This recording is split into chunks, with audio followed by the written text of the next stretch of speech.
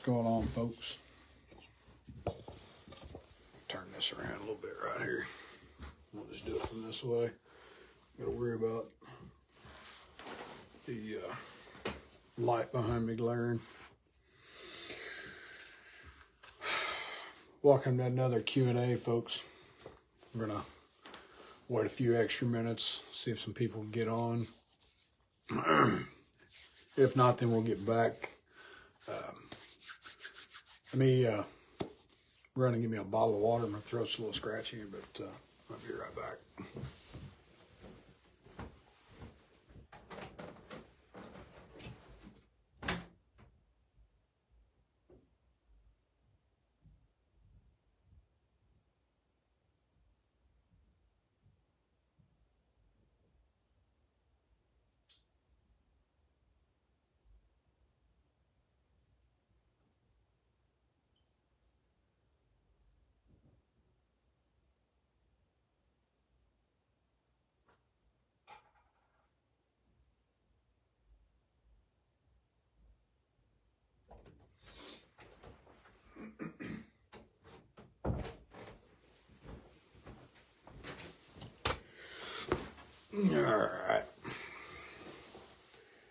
All right. Well, we're going to go ahead and get started. Got a lot going on. Been working outside all day, trying to get some stuff done. Everybody, welcome aboard to I think this is the third live Q&A session we've had. Things seem to be going good. We're getting a lot of responses. Didn't get such a good turnout. We only got 2 questions this week, which is fine. Not a big issue. Like I said, it's starting to get warm, so kind of been outside all day. Grilled me up some venison brats. Wife's going to make some, tonight for dinner, we're going to have some venison copycat Taco Bell Mexican pizza. So everything should go good there. Been working on the show, and since we're working on the show, we've got let's see, season 7 now. Episode 2 is done. Got episode 3 to get done, and that one's going to take a little bit of work, a little bit more than normal. So that one's going to take a little longer. Looks like we're scheduled to start doing the live episodes, which will start with season 3, episode 1, my daughter's first shotgun hunt. That will be the first episode being released on Gen 7 as far as live videos go. So we'll post here on the page whenever that does go live, let you guys know. So without further ado, let's get into this question and answer session real quick so we can get this done. Everybody can get back out and get back to doing, and I appreciate everybody tuning in.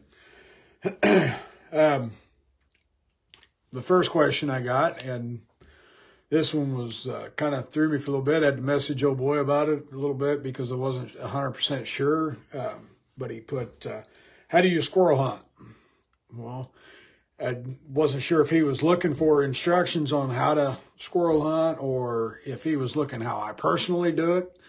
So I messaged him a little bit more, and we kind of got into it a little bit, and told him I'd answer everything. He was basically wanting to know how I squirrel hunt myself. So what I use, I got 90% of the time I like to use a .22 rifle. That way you can shoot them in the head. You don't harm the meat. You don't have a bunch of buckshot. You're not picking buckshot out. You're not spitting it out after you fry it up or fix it ever how you like. So I try to use I have a Ruger 10/22 that I use that I bought from my uncle when I was, I don't know, 14, 13, something like that. So got that. Basically what I do is I'll go opening day of squirrel season, which here in Illinois is August 1st. And I'll walk, I hunt public ground. What I used to do is we had private ground, which is on some oil field ground and stuff like that. So we had old dirt roads that we could walk down from the oil wellers and that sort of thing. But Now I hunt mainly public ground for squirrel, and so I hunt the walking trails. And I just kind of like a spot and stalk. I mean, just what I like to do is I'll walk down the walking trail 50 yards, 100 yards. I'll sit down, relax, kind of watch the trees, watch for the squirrels to move. A good tip that my dad always taught me and my grandpa was that if the limb's bouncing up and down like this, that's a squirrel. Now, if it's bouncing side to side, more than likely that's the bird, or it's a bird, or it's the wind. So if I see a limb bouncing up and down, I just kind of watch, make sure that it's a squirrel. And then if it's too far to reach from where I'm at with my 22, then I'll get up and I'll walk over to where that's at, and I'll just slowly ease over that away. You want to be as quiet as you can, stepping down, looking at where you're stepping, because the squirrel's got keen ear, and so on and so forth. So, and that's what I'll do opening day, first couple of weeks. I'll wait until the squirrels start cutting. I'll go check trees.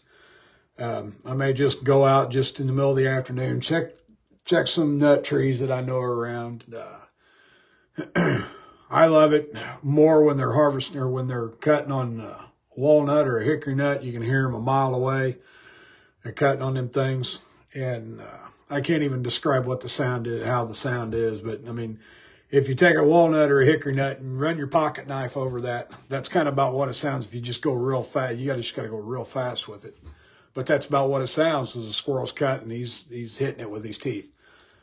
Acorns sound like raindrops to me. And I have a hard time hunting when they're cutting the acorns, which a lot of times around here is early to mid-August. Just depends. First couple of weeks of August, they normally start hitting acorns around here. Sometimes a little earlier. Then you got, and I mean, that's, if I find a tree, if I go in and check the tree and I find a tree that they're really hitting on, I'll make sure I'm out the next morning. And what I do is I go out before daylight and I'll go and I'll grab a chair and I'll just sit, 15, 20 yards off of that tree in that chair, and I'll get all settled in, just like you were going to deer hunt or turkey hunt. Just get settled in and then sit down and relax, and then wait for daylight, wait for the squirrels to come out. I've done it many times, killed my limit of 5 here in Illinois, just doing that tactic right there. Now, I also do use a shotgun on occasion. Some of the public grounds, you can't use a 22 around here. So I got a 12 gauge that I use, and I find that really easy, especially when they're cutting on acorns or a hickory nut, because them hickory nut trees, some of them are real tall. Acorn trees, big bushy, hard to find. So use that shotgun. If you see them, you got a good pattern, and you can bring them on out of that tree. And I've killed a lot of them, and especially if you've got more than one squirrel in the tree. A shotgun is just a plain shotgun with open sights is a whole lot easier to use than a 22 with a scope, as far as I'm concerned, when they're cutting and you've got multiple squirrels in a tree. But I just kind of base it off of what I've seen out in the woods, as far as when I go check trees, see if they're cutting, that sort of thing. But basically, I'm just a slow and walk, spot and stalk kind of guy on that. I do a lot of setting from time to time. Just depends on the movement, depends on what kind of a day it is. If it's a nice drizzly day, I'll set, and I'll set for 20 minutes. Then I'll get up, I'll walk 50 yards, 100 yards, and then I'll find me a nice place to sit back down and just listen and watch the tops of the trees. So that's pretty much how I squirrel hunt. Now, I know there's a lot of people that use dogs and that go in groups, and I've personally never done that myself, so I don't know how it is. I don't know how fun it is. I know that I've went out with my dad and checked trees before, and I mean, but to me, going out checking trees, I'm not really easing in there. I'll take my gun with me, go into the woods, find the known nut trees around that I think they're probably cutting on, and then go from there. And then, I'm not being super quiet. If a squirrel pops out, you can pop him. But pretty much that's how it is. So thanks for that question, and I appreciate it. So the next question we have here looks like is, what deer calls do you use? Oh my goodness. There are so many of them out on the market, and I know that a lot of people use so many different brands. There's so many popular brands. For a long time, I used the old Bone Collector grunt call that Michael Waddell first come out with, and it had the snort wheeze and the grunt combo, and you could push down on it, look like an antler. You could push down on it, get the doe bleach, you could get the fawn bleed, and then at the bottom, and then if you didn't squeeze any, then you had the grunt, the mature buck grunt. Then it also had the snort wheeze underneath it. It was a great little tool. I found it to be big and bulky. Used it up until 2 years ago. Give me just a second.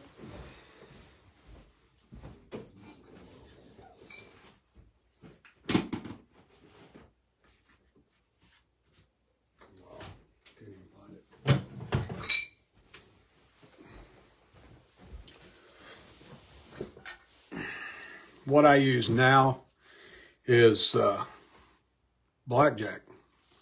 This is the Blackjack Basic. It's nothing fancy. Just a simple old grunt call. You can grunt with it. It's got a little O-ring here. Just like most of your well-designed grunt calls. I found this one to have some good sounds to it. Both of the bucks that I harvested this year, I grunted them in with this. You don't need anything fancy as far as a grunt call goes. This will do it all. That was a mature buck grunt. It's got the young buck. It's got fawn bleat, a doe bleat setting to it.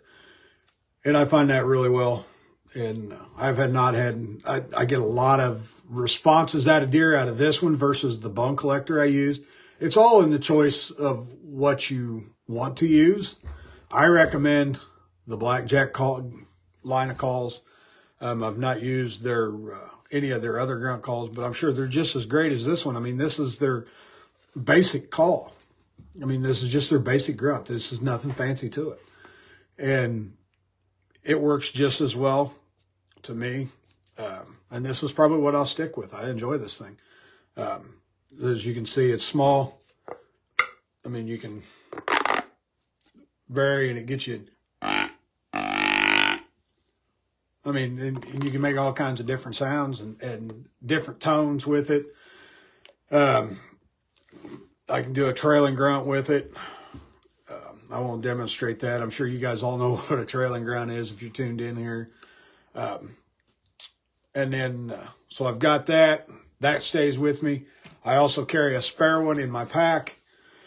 And that way, if for some reason I leave that one off, running around doing a bunch of things and running and gunning with deer. Sometimes I've left my grunt call sitting in my truck and get up in the deer stand and realize, crap, I didn't grab it. Or it gets set to the side because I've killed a deer and I pulling everything off and it just gets set to the side. So I always keep a spare one in my pack that I carry with me. I also have another spare one that stays in my camera bag with me. So if I forget my pack, my camera's always with me. Camera's always rolling, folks. I mean, so I encourage you to keep spare ones. A grunt call is a handy tool to have during all parts of deer season. I've grunted in does before using a grunt call. I had, it's been 10, 15 years ago probably. I had a deer way out, thick brush, couldn't tell whether it was a doe or a buck. Picked up the grunt call, grunted a couple of times, and this deer just turns and just runs up to me, and she come up there at about 20 yards, took the shot, and harvested her. Nice animal, nice nice meat for the freezer. I thought maybe it was a young spike buck or button buck, whatever you want to call it. Spike to me is, it's got a little bit of antlers. Button buck to me is just little buttons on the top of their head.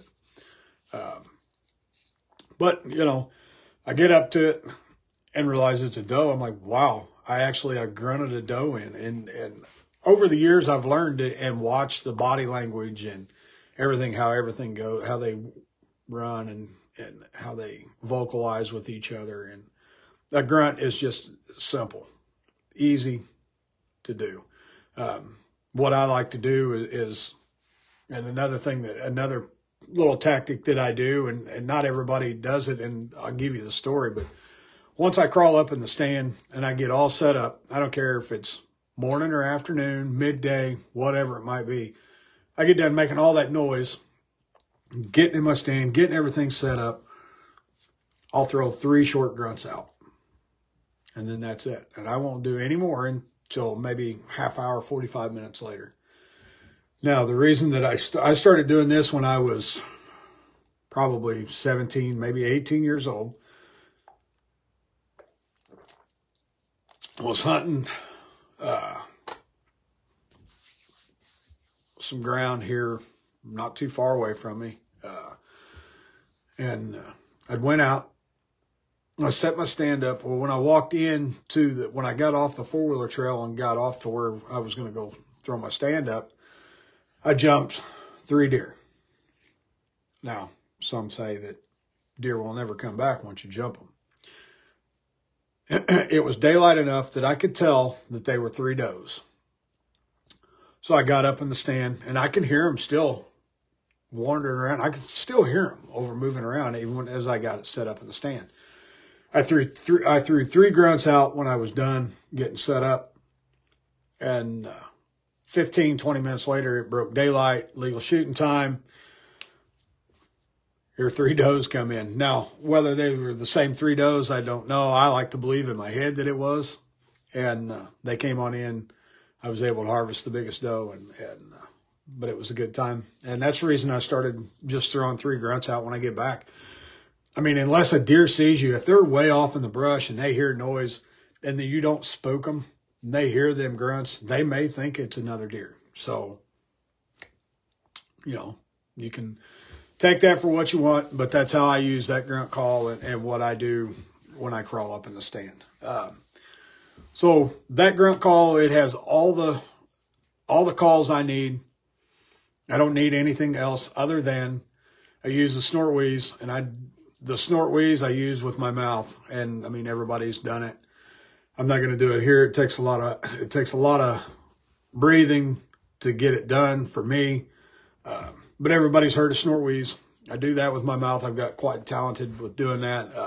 The fence line buck that I shot, one I nicknamed Fence Line. That's how I got him in. Threw a couple grunts out with the old blackjack game call there, and did a little snort wheeze, and he threw his head up, looked at me, and boom. I mean, he come right straight to me. So that was pretty good. Now, the other thing is a lot of people like to rattle. I do a little light rattling once in a while. There's rattle bags, there's rattle sticks, there's fake antlers, there's synthetic antlers, there's real antlers. Me, I carry a real set antlers. These are a real set. These were from a buck from Southern Illinois that I believe if I remember right, that my grandpa told me my uncle had found these. These were shed antlers. He found them, took them to a taxidermist that he used, and I don't know, my dad's used him, and I can't even exactly remember his name. My dad could probably, if he was tuned in, could probably tell you the name, but I don't think he no longer does taxidermy. But he done these for my grandpa, and I was, I don't know, 15, maybe 16 years old. Shotgun season come along. So my grandpa, man, I'd like to rattle. I got some tactics, and I'd like to throw it out. My grandpa goes, well, I got a set of horns. I'll let you use them. And we went out that afternoon, and he sat 75 yards, 100 yards off at his shotgun stand. I sat in mine, and what I had figured out, what I'd read in a magazine was rattle for a minute, put them down for 30 minutes. Rattle for a minute, put them down for 30 minutes. The tactic did not work that day, but I've rattled bucks in that have been 200 yards off. I've hit them horns. Man, they come right in. And I think it just all depends on the mood of the deer. I mean, I have videoed myself and listened to the way I rattle and how I rattle. And I'm not going to do it because I got kitty cats around here that I've done it before, and it drives them bonkers. And I don't want them to run around and be bouncing off the walls in there with my wife while she's trying to cook dinner. But I rattle, depends on early October or mid-late October. Just kind of tinkle the horns together, just kind of like a buck spar, two bucks sparring, pull them apart, and I'll look around just like I'm a deer. And that's what the young bucks do when it's that early. They'll put their horns together, kind of play a little bit, tickle them a little bit, then they'll throw their heads up and they'll look around. They'll look for other deer. Now, when it gets a little closer to the rut, first, second, third week of October or November, get aggressive with it. I clash them together, make all the noise I can, hit the trees, scrape the trees, hit the limbs around me. If I'm hunting on the ground, I'm raking the brush around me, and just make it as realistic as you can. And that's what I do. And I mean, I've been using them. I'm 43 years old now, and I've been using them since I was probably 15 or 16 years old. I've rattled my fair share of bucks in, never been anything. I've gotten caught with them in my hands a few times. And so you've got to have, when you're rattling, you got to keep your field of motion as you're doing it. You got to be looking and looking and looking, because that buck can appear out of nowhere. Killed one out of a stand. I don't know, it's probably been, I think me and my dad's been off that ground for 6 years, maybe a little longer than that. A little small. I think he was a 4-point. I think it was the first buck that I ever videoed, and I was using just a cell phone. It was attached to my bow, and it was when I first started filming, and it was an enjoyable hunt. But I picked up the horns. It was late October, getting into the first part of November. I'd hit them horns, and I thought, this last ditch effort. There's nothing left. It's going on 9:30 in the morning. I have not seen a deer one all morning. Hit them things together and rattled for 2-3 minutes pretty hard. Hung the horns up, looked up, and here this little buck come cruising in. He come in, presented me with a 15-yard shot. All said and done, and he ran off, and I watched him fall. And it was a great harvest, and enjoyed it. It was very enjoyable. Like I said, I think that was the first buck that I ever videoed, that I ever harvested on video with a cell camera. And I mean, it was just a cell phone just attached. I think it was a Motorola Razr or something. I don't know. It was an old smartphone. So that was pretty much what it was, an enjoyable hunt. So wasn't a few weeks later, and a few weeks later, my dad crawls in the same deer stand and shoots a giant 11-point out of that same deer stand, and called me. I can remember it to this day. I was sitting at the house, getting ready to go to work on a Saturday morning. Phone rings. I look at my phone. I look at the time. I'm like, man, it's just after legal shooting hours. It ain't about 10 minutes, 15 minutes after legal shooting time. Dad answered. Hey, I just shot a pig, man. I just shot a monster. He's huge. Da-da-da-da. And I said, Dad, man, I wish I could come help you. He ran over in the ditch line. It's going to be a drag. Dad, I got to go to work. Sorry. I wish I could come out and help you, but I can't. I got to go to work. Went on to work, and he showed up a couple hours later with the deer. He was wore out. Took it by my house, showed my girls, and somewhere on Facebook. Them pictures are floating around of my girl sitting in the back of the truck with him. With nice 11 point. Was very proud of him. Glad he got to harvest that one. And he done it out of my deer stand. So enjoyable little hunt. Just enjoyable time. Thought I'd share that little piece with you guys. But all right, well, that's about all I got for you guys this week. Like I said, there wasn't very many questions. I think we've been on here for about 25 minutes, 30 minutes almost. We've been trying to keep these at 30 minutes. This little question and answer, like the others, will be on our webpage underneath Q&A, live Q&A. You can find it. It's under the tab is Other. You hover over the Other, and you'll see, I believe it says Live Facebook Q&A. This one will be up in the next couple of days. The others are up as well. Thank you guys for tuning in. We appreciate it, and we look forward to bringing you more Q&A. And as the weather gets a little nicer out, I should have dragged the bow out and could have done this outside, but maybe if you guys are interested in seeing how I practice, maybe one weekend we'll set everything up and I can show you guys how I practice and what I practice with and how I get that done. And we can answer any bow-related questions, archery-related questions. I've become quite the archery guru over the last few years. It's, as I've said before, that's my passion. That's what I enjoy doing is archery hunting. So until then, thanks for tuning in, folks. We appreciate it, and we look forward to many more question and answers live here on Facebook.